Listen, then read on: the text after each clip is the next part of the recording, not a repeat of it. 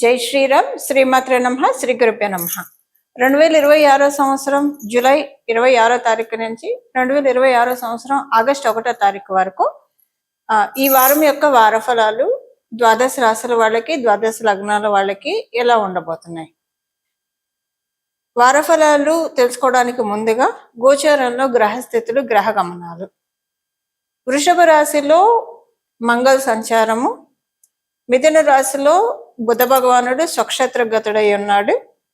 గురు భగవానుడు కర్కాటక రాశిలో ఉచ్చ స్థానంలో ఉన్నాడు. రవి కర్కాటక రాశిలో ఆయన రవిదేవుని సంచారం ఉంటుంది ఈ వారం అంతా కూడా. శుక్రాచార్యుల వారి సంచారం సింహరాశిలో, కేతు భగవానుడితోటి కూడి శుక్రాచార్యుల వారి సంచారము, రాహు భగవానుడి సంచారము కుంభరాశిలో, అలాగే ఆఖరిదైన మీన రాశిలో శనేశ్వరుని సంచారము. అన్ని రాశులను అతివేగంగా చుట్టూ వచ్చే ఏకైక గ్రహం చంద్రుడు, చంద్ర భగవానుడు. ఈయన ఈ వారం మొత్తం కూడా వృశ్చిక రాశి మొదలుకొని కుంభరాశి వరకు ఆయన సంచారం ఉంటుంది, చంద్రుని సంచారం ఉంటుంది. అంటే వృశ్చిక రాశి, ధనుసు రాశి, మకర రాశి, కుంభరాశి, ఈ 4 రాశుల్లో చంద్రదేవుని సంచారం ఉంటుంది. ఈ గోచార గ్రహ స్థితుల్లో ఏదైనా స్పెషల్ విషయం ఏమన్నా ఉందా ఈ వారం, లేదా యూనిక్ గా అందరికీ అప్లికేబుల్ అయ్యే పాయింట్స్ ఏమన్నా ఉన్నాయా? మొదటి ఇచ్చొద్దాము. స్పెషల్ అంశం అంటే బుధ భగవానుడు వక్రగతిని వీడి సవ్యగతిలోకి రావడము స్పెషల్ అంశం. అలాగే ఆయన తన స్వక్షేత్రమైన మిథున రాశిలో సంచారం చేయడము, ఉచ్చ రాశిలో గురు భగవానుడి సంచారము, వీరిద్దరు ద్విధాదశాల్లో ఉండడము, ఇది ఒక స్పెషల్ సిగ్నిఫికెన్స్. దీనివల్ల బుధ భగవానుడు స్వక్షేత్ర గతుడై ఉండడం, అది మిథున రాశి అవ్వడం వల్ల ద్వాదశ రాశుల వాళ్ళకి, ద్వాదశ లగ్నాల వాళ్ళకి కూడా యూనిక్ గా కమ్యూనికేషన్స్ విషయాల్లో చాలా బాగా ఉంటుంది. ఒక రకంగా చెప్పాలంటే ఈ వారం అంతా కూడా ప్రతి ఒక్కళ్ళు ఇంకొకళ్ళు చెప్పిన దానితోటి ఏకీభవించే విధంగా గ్రహస్థితులు ఉన్నాయి. వీళ్ళు చెప్తే నేనెందుకు వినాలి, వీళ్ళు చెప్తే నేనెందుకు ఆమోదించాలి, అలా ఉండదు. వినదగున ఎవరు చెప్పినా అన్నట్లు వేమన గారు చెప్పినట్లు అలాగ ఉంటుంది ఈ వీక్ అంతా కూడా.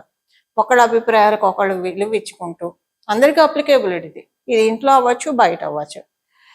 గౌరవ మర్యాదలు చాలా ఇచ్చిపుచ్చుకునే ట్రాన్సాక్షన్స్ చాలా ఉంటాయి. ప్రతి ఒక్కరు గౌరవ మర్యాదలు ఇచ్చిపుచ్చుకుంటారు. ఒక రకంగా చెప్పాలంటే చాలా సంస్కారవంతంగా ఈ వీక్ అంతా వెళ్తుంది. వాళ్ళ అవతల వాళ్ళు చెప్పిన దాంట్లో మనకి ఎవరికైనా ఇప్పుడు మామూలుగా మాట్లాడుకుంటూ ఉంటారు. ఏదైనా అవతల వాళ్ళు చెప్పిన దాంట్లో నచ్చకపోతే వెంటనే విభేదించకుండా చాలా స్మూత్గా ఇది నాకు ఇష్టం లేదు, ఇది నేను చేయను అని చెప్పగలుగుతారు. ఆ విధంగా గోచరంలో ఉన్న గ్రహస్థితులు ద్వాదశ రాశుల వాళ్ళకి, ద్వాదశ లగ్నాల వాళ్ళకి కూడా హెల్ప్ చేస్తూ ఉంది. అలాగే ప్రయాణాలు, ఏదైనా పనుల మీద ప్రయాణాలు డిలేస్ అవ్వకుండా ప్రయాణాలు చేయడానికి కూడా ఈ వారంలో ఉన్న గ్రహస్థితులు అనుకూలంగా ఉంది. మీలో ఎవరికైనా స్కిన్ రిలేటెడ్ ఇష్యూస్ ఉంటాయి, అంటే ఎలర్జీస్ కానివ్వండి, ఇలాంటివి ఏమన్నా ఉంటాయి, స్కిన్ ఎలర్జీస్ ఇలాంటివి ఏమన్నా ఉంటే అవి కమ్ డౌన్ అవుతాయి. ఇది అన్ని రాసుల వాళ్ళకి ఇప్పటిదాకా నేను చెప్పింది అప్లికేబిలిటీ ఉంటుంది, యూనిక్గా అప్లికేబిలిటీ ఉంటుంది. అలాగే డస్ట్ ఎలర్జీస్ ఇవేమైనా వీటితో మీరు సఫర్ అవుతూ ఉంటే అవన్నీ కూడా కమ్ డౌన్ అవుతాయి ఈ వారము. నరాల బలహీనత ఉన్న వాళ్ళు ప్రత్యేకించి ఈ వారము దానికి సంబంధించిన ఫుడ్, నరాన్ని స్ట్రెంథెన్ చేసే సంబంధించిన ఫుడ్ తీసుకుంటే కనుక తీసుకున్న ఫుడ్ మన ఒంటికి పట్టి నరాలు పటిష్టంగా అవ్వడానికి అవకాశం చాలా ఎక్కువగా ఉంది ఈ వారం ఉన్న గోచార గ్రహస్థితుల రీత్యా.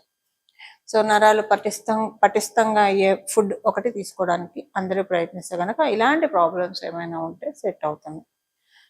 అలాగే కొంతమంది స్పీచ్ రిలేటెడ్ ఇష్యూస్ ఎదుర్కొంటూ ఉంటారు, వాళ్ళకి అది సెట్ అవుతుంది. ఈ వారము ఎవరైనా సంగీతం నేర్చుకోవాలన్న ఆసక్తి ఉన్న వాళ్ళు, మనకి సామవేదము మొత్తం కూడా సంగీతమే. సో సంగీతముని అభ్యసించాలి అన్న ఉత్సుకత ఉన్న వాళ్ళకి ఈ వారం చాలా బాగా ఉంటుంది. మంచి గురువు దొరుకుతారు. ఆ గురువు యొక్క అది ఆడ కావచ్చు, మగ కావచ్చు, పర్ఫెక్ట్గా చెప్తారు. అసలు ఇలాంటి వాళ్ళ దగ్గర అభ్యసిస్తే మనం షార్ప్ అవుతాం, షైన్ అవుతాము. ఎందుకంటే అందరికీ రెస్పెక్ట్ ఉంటుంది గురువులకి.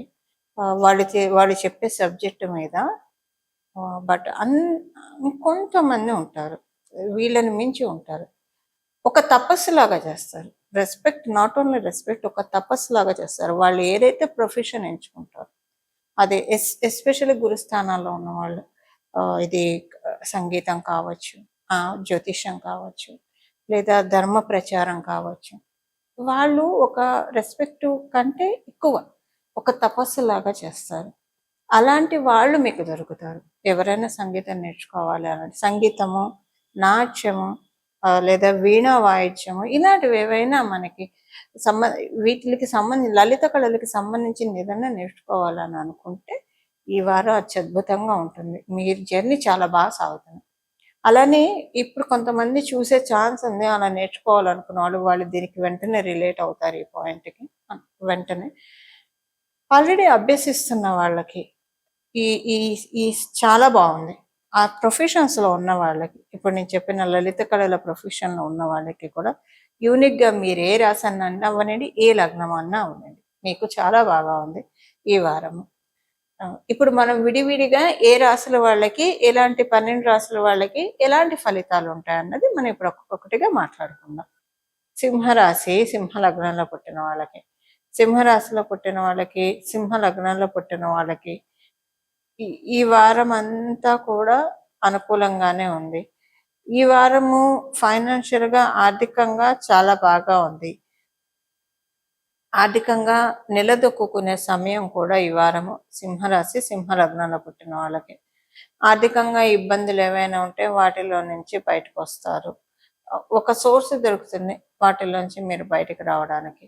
అలాగే ఈ వారం మీరు ఎవరు అంటే ఈ వారం మీకు ఎలా ఉంటుందంటే, గెట్ టుగెదర్స్ వెళ్తారు, ఎక్కువగా శుభకార్యాలు అటెండ్ అవుతారు. బట్ ఎక్కడికి వెళ్ళినా కూడా ఒక న్యూ ఎనర్జీ తోటి వస్తారు. ఒక్కోసారి గెట్ టుగెదర్స్, శుభకార్యాలు, ఒకళ్ళకి ఒక రకంగా ట్రీట్మెంట్, ఇంకొకరికి ఇంకో రకంగా ట్రీట్మెంట్, ఇలాగా మనస్తాపము అలాంటివి అసలు ఇప్పుడు అంటే మీకు ఇంతకు ముందు ఎప్పుడు ఇలాంటివి జరగకపోయినా ఇప్పుడు గౌరవాన్ని ఎక్కువగా తీసుకుంటారు. అంటే ఇలాగ మిమ్మల్ని పట్టించుకోకపోవడం అలాంటిది మీకు తెలియదు అని అనుకున్నా ఈ వారం మీరు అటెండ్ అయ్యి అది జస్ట్ నార్మల్ గెట్ టుగెదర్ కూడా ఎందుకు కాకూడదు, అది చాలా రెస్పెక్ట్ఫుల్గా ట్రీట్ చేస్తారు. మీకు చాలా సంతోషంగా అనిపిస్తుంది. ఈ వారం ఉద్యోగస్తులకి, ఆఫీస్కి కొంచెం ప్రశాంతంగా నెమ్మదిగా బయలుదేరి వెళ్ళడానికి ప్రయత్నించండి.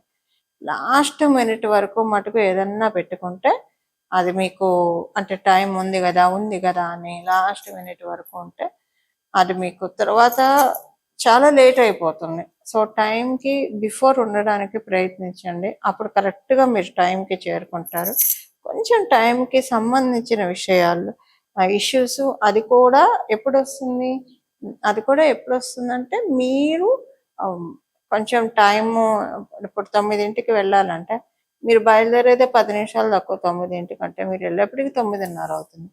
అలా అవ్వడం మీకు ప్రాబ్లం అవుతుంది. అందువల్ల కొంచెం బిఫోర్ టైం ఉండడానికి ప్రయత్నించండి. 9 o'clock ఒక చోట ఉండాలంటే 5 to 9, 10 to 9 ఉండండి. లేకపోతే చాలా మీరు మిస్ అయినట్టు మీకు అనిపిస్తుంది. ఈ విషయంలో కొంచెం జాగ్రత్తగా ఉండాలి.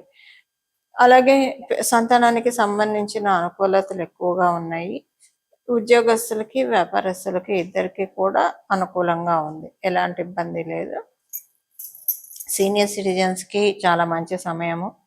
అలాగే గృహిణులందరికీ కూడా మంచి సమయంలో ఉన్నారు. ఇవి ఈ వారం యొక్క గోచర గ్రహస్థితుల ఫలితాలు సింహరాశి, సింహ లగ్నంలో పుట్టిన వాళ్ళకి. పరిహారము, ఈ వారం చేసుకోవాల్సిన పరిహారము, కొంచెము ఈ వారం అంతా కూడా ఫిజికల్ యాక్టివిటీ ఉంటే చాలా బాగా ఉంటుంది. యోగా చేస్తారా, ప్రాణాయామం చేస్తారా, సూర్య నమస్కారం చేస్తారా, కొంచెం ఫిజికల్ యాక్టివిటీని ఈ వారం రెమెడీ అని చెప్పచ్చు. బాగా బాడీకి ఒక యాక్టివిటీ ఇవ్వాలి. ఎందుకంటే నరాల్లో కూడా జీవం పడే సమయం, అమృతమైన సమయం. బుధ భగవానుడు మిథున రాశిలో సవ్యగతిలో ఉన్నాడు. అదే సమయంలో గురు భగవానుడు తన ఉచ్చక్షేత్రంలో ఉన్నాడు, దాని పక్క రాశిలోనే ఉన్నాడు. మిథున రాశి పక్కనే కర్కాటక రాశి. ప్రతి ఒక్కళ్ళు ఆరోగ్యం మీద దృష్టి పెట్టి ఆరోగ్యము బాగా సుస్థిరపరచుకోవడానికి, దృఢంగా చేసుకోవడానికి నేచర్ మనకు అందిస్తున్న సదావకాశం. ఈ సమయంలో దీనికంతా ప్రాక్టికల్ రెమెడీ. మీరు ఎంత సూర్య నమస్కారాలు చేస్తే అంత మంచిది. అలాగే ప్రాణాయామం ఇలాంటివి చేస్తే చాలా మంచి ఫలితాలని మీరు పొందుతారు. మీకు తెలుస్తుంది చేసిన వెంటనే కూడా ఆ రోజంతా కూడా చాలా ఎనర్జెటిక్గా అనిపిస్తుంది. నరాల్లో జీవం పడే సమయం ఇది. ఎందుకంటే మిథున రాశి శుభకర్తరిలో ఉంది. గురు భగవానుడు జీవకారకుడు. ఆయన మిథున రాశి పక్క రాశిలో ఉండడం, బుధ భగవానుడు సవ్యగతిలో ఉండడము నరాల్లో జీవాన్ని దింపుతాడు. దానికి మన వంతు ప్రయత్నం మనం చేయాలి. ఇప్పుడు మీరేం చేయకపోతే రాదా అంటే కొంచెమే వస్తుంది. ఏదో ఒక యాక్టివిటీ లేదంటే కొంచెం మన హౌస్ హోల్డ్ వర్క్స్ పూర్తిగా మనం చేసుకున్నా సరే అది కూడా సరిపోతుంది. బాడీకి ఏదో ఒక యాక్టివిటీ ఇవ్వడానికి ప్రయత్నించండి. ఆరోగ్యం దృఢంగా ఉంటే మనం తీసుకునే ఫుడ్ కూడా వంట పట్టాలి మన బాడీకి. అది వంట పట్టి సరిగ్గా జీర్ణ వ్యవస్థ బాగా ఉంటే కనుక మానసికంగా చాలా బాగా ఉంటుంది, మనకి ప్రశాంతంగా ఉంటుంది, మంచి నిర్ణయాలు తీసుకోగలుగుతాము. మానసికంగా ప్రశాంతంగా ఉండి మంచి నిర్ణయాలు తీసుకోగలిగితే ఈ నిర్ణయాలు మన భవిష్యత్తుకి బంగారు బాట అవుతాయి.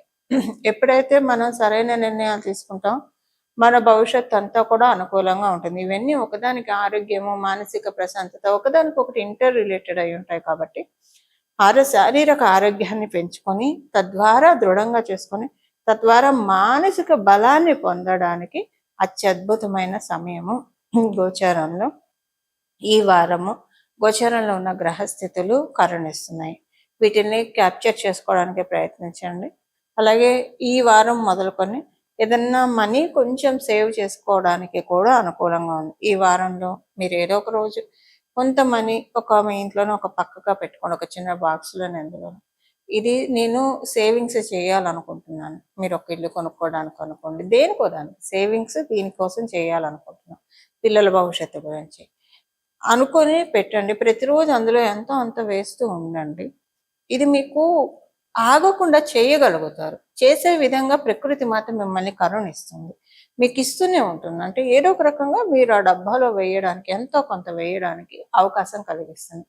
ఇంతింతాయి వటుదింతాయి అన్నట్టు ఇప్పుడు స్టార్ట్ చేసే ఈ సేవింగ్స్ మీరు చిన్న మొత్తంలో స్టార్ట్ చేసిన అది తర్వాత భవిష్యత్తులో రాబోయే 3 ఏళ్లలో 5 ఏళ్లలో పెద్ద మొత్తంలో అవ్వడానికి అవకాశాలు ఎక్కువ ఉన్నాయి. అంటే ఎలా వస్తాయి? ఇన్కమ్ సోర్సెస్ జనరేట్ అవుతాయి.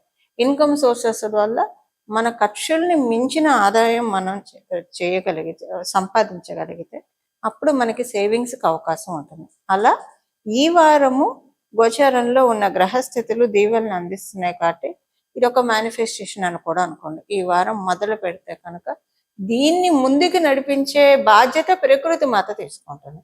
మనదేం లేదు, మనం జస్ట్ కర్తవ్యం వరకే మన వంతు, కాపాడటం పరమాత్మన వంతు, జగన్మాత వంతు. అది నిజంగా మీరు చూస్తారు. ఈ వారం నుంచి మొదలు పెట్టండి, చాలా బాగా ఉంటుంది. ఇలా మనందరం కూడా జగన్మాత కృపకి పాత్రలు అవ్వాలని చెప్పి, ప్రకృతి మాత కృపకి పాత్రలు అవ్వాలని చెప్పి మనందరి తరఫున మనస్ఫూర్తిగా నేను కూడా కోరుకుంటే, ఇంకొక చిన్న రిక్వెస్ట్, ఇంకొక చిన్న ఇదేంటంటే బుధ భగవానుడు బలం గోచారంలో బాగా ఉంది కాబట్టి ప్రకృతికి ఎంతో కొంత తోడ్పాటు, అంటే మొక్కలు నాటడం కావచ్చు, లేదా దేన్ని పాడు చేయకుండా ఉండడం, దేవాలయాలకు వెళ్ళినా రోడ్డు మీద అయినా ఎక్కడంటే అక్కడ చెత్త వేయకుండా, నదీ తీర ప్రాంతానికి వెళ్ళినా సముద్ర తీర ప్రాంతానికి వెళ్ళినా అక్కడ తాగకూడనివి తాగడం, తినకూడనివి తినడం, అక్కడే చెత్త పడేయడం, ఇలాంటివి చేయకుండా ప్రకృతి పట్ల మనం ఎంత బాధ్యత వహిస్తామో, ప్రకృతి పట్ల మన కర్తవ్యాన్ని మనం ఎంత బాగా నిర్వహిస్తామో, ప్రకృతి మనం చేసేది గోరంతే, మనం కొంచెం చేస్తే ప్రకృతి మనకి కొండంత ఉపకారం చేస్తుంది. ఇలా చేయడానికి కూడా ఈ వారం చక్కటి అనుకూలంగా ఉంది.